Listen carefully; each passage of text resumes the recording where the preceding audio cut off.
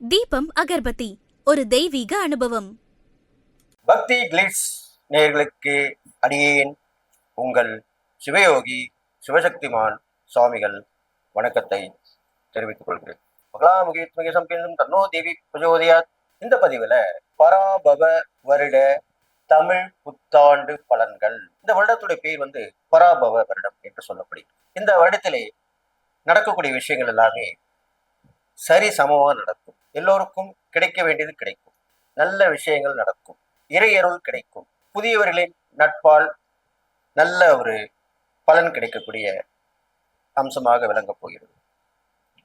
பெண்கள் குழந்தைகள் வகையிலே நல்ல நல்ல விஷயங்கள் நடக்கும். அவர்களுடைய முன்னேற்றம் மிக மிக நன்றாக இருக்கும். அரசாங்கத்தின் ஆதரவு மக்களுக்கு கிடைக்கும். அரசியலிலே குழப்பம் நீங்கி நல்ல ஒரு தெளிவு பிறந்து மக்களுக்கு நல்லாட்சி புரிபவர்கள் சேருவார்கள். மக்களுக்கு அரசியல்வாதிகளால் ஆதாயம் கிடைக்கும். போட்டி போட்டு கொண்டு உதவி பண்ணுவார்கள். இப்படியாகத்தான் இந்த பராபவ வருடம் பார்க்கப்படுகிறது. மேஷராசி நேயர்களே, உங்களுக்கு இந்த பராபவ வருடத்திலே என்னென்ன நடக்கும், என்னென்ன பலன்கள் நற்பலன்கள் கிடைக்கும், என்னென்ன விஷயங்கள் நடக்க முடியாமல் போகும், அதன்படி சொல்லப் போகிறேன். நீங்கள் கவனமாக கேட்டு நடந்து கொள்ள வேண்டும். இந்த மேஷராசி நேயர்களுக்கு 12ஆம் இடத்திலே சனி பகவான் வந்திருக்கிறார். அதற்கு 7.5 சனி என்று சொல்லுவார்கள். பொதுவாக விரிய சனி என்று சொல்வார்கள். அதன் பிறகு பார்த்தீர்களானால் மேஷராசிக்கு 3ஆம் இடத்திலே இருக்கக்கூடிய குரு இந்த வருடத்திலே 4ஆம் இடம் 5ஆம் இடம் சென்று பயிற்சியாகி பலன்களை கொடுக்க போகிறார். 5ஆம் இடத்தில் இருக்கிற கேது இந்த வருட முடிவிலும் 11ஆம் இடத்தில் ராகும் இந்த வருட முடிவும் இருக்கிறார்.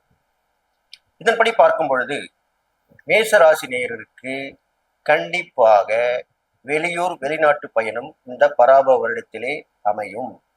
முயற்சி பண்ணவங்களுக்கு கண்டிப்பாக கிடைச்சிடும். தடைகள் பிரச்சனை விசா வராமல் தடைகள் இருந்திருக்கும், எல்லாமே வந்திருக்கும். அது மட்டுமல்ல, நல்ல நல்ல விஷயங்கள் உங்கள் கண்ணுக்கு தெரிப்பட்டு நீங்கள் புரிந்து கொண்டு அதன்படி நடந்தால் நன்மை கிடைக்கும். இடம் மாற்றம் உண்டாகும். வீடு மாற்றம், தொழில் மாற்றம், உத்தியோக மாற்றம், இப்படி பல வகையான மாற்றங்கள் கண்டிப்பாக மேஷராசிக்காரர்களுக்கு உண்டு. நல்ல தன்னம்பிக்கை, தைரியம், வெற்றி இதெல்லாமே உண்டாகும். வீடு மனை வாகனங்கள் சம்பந்தப்பட்ட விஷயங்களே நல்ல நல்ல பலன்கள் கிடைக்கும். வீடு கட்ட முடியாத வீடு கட்டி குடி போகலாம். வாகனம் வாங்க முடியாத வாகனம் வாங்கி பயணிக்கலாம். இருந்தாலும் பயணங்களிலே கவனம் தேவை. புத்திர பாக்கியம் இல்லாதவர்களுக்கு இந்த வருட முடிவிலே புத்திர பாக்கியம் சித்திக்கும். முன்னோடைய ஆசீர்வாதம் கண்டிப்பாக கிடைக்கும். நினைத்த இடங்களுக்கு சென்று வருவீர்கள். ஆலய வழிபாடு அற்புதமான பலனை தரும். நிலைமை நடக்கும். உங்களுடைய ராசி அதிபதியாகிய செவ்வாய் பகவானுக்கு உரிய தேவதை முருகப்பெருமான் என்று சொல்லப்படுகிறது. எப்பொழுதுமே தமிழ் புத்தாண்டு தினம் என்றாலே முருகருக்கு ரொம்ப விசேஷமான வருடம் என்று சொல்லும். தமிழ் புத்தாண்டு தான் முருகருக்கு ரொம்ப விசேஷமானது. தமிழ் கடவுள் அல்லையா? அதன்படி பார்க்கும் பொழுது நீங்கள் முருகப்பெருமானை அனைதினமும் வணங்கி வர வேண்டும். மலை மேல் உள்ள முருகனை வழிபட்டு வர வேண்டும். வள்ளி தெய்வான் கூடிய முருகப்பெருமானை வணங்கி வர வேண்டும். 6 விளக்குகள் போட்டு அர்ச்சனை செய்து 11 முறை கோவிலை வலம் செல்வது நல்ல பலனை கொடுக்கும். செய்ய வேண்டிய தான தர்மங்கள் என்று பார்க்கும் பொழுது விபத்துகளிலே இப்போது அங்காங்கே நிறைய விபத்துகள் நடக்கும். நான் ஏற்கனவே சொன்னது போல் இந்த வருட ஆரம்பத்திலிருந்தே 2026 வருடத்திலே பல வகையான விபத்துகள் இருக்கும்.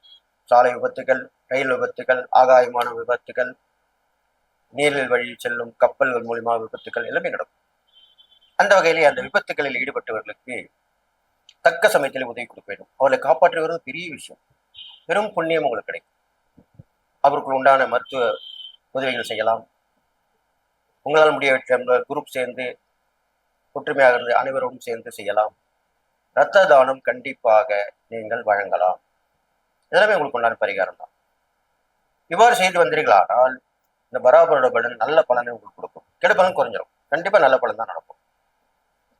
அது மட்டும் இல்லை, இந்த பராபவரிடத்திலே உங்களுக்கு ஒரு சூட்சுமமான பரிகாரத்தை குறிக்கிறேன். அது என்னவென்றால், அக்னிஸ்தலம் என்று சொல்லக்கூடிய திருவண்ணாமலைக்கு நீங்கள் சென்று வர வேண்டும். பகல் 12 மணி அளவிலே உச்சிகால பூஜையிலே கலந்து கொள்ள வேண்டும்.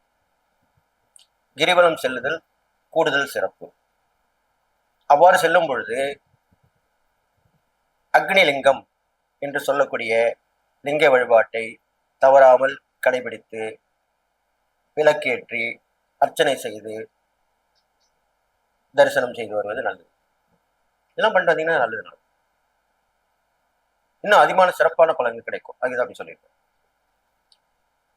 இதெல்லாம் நடக்கக்கூடிய விஷயமா இருப்பதால் மேஷராசிக்காரர்களுக்கு செலவுகள் ஏற்பட்டாலும் சுப செலவுகளை மாற்றிக்கொள்ள வேண்டும். நான் முன்பே சொன்னவாறு பயணங்கள் அமையும். அது பயனுள்ளவையாக இருக்கும். இது மாதிரிலாம் செஞ்சுட்டு வரலாம். நீங்க நான் சொன்ன இந்த இறை பரிகாரம் தானம் செய்து வந்தாலே போதுமானது.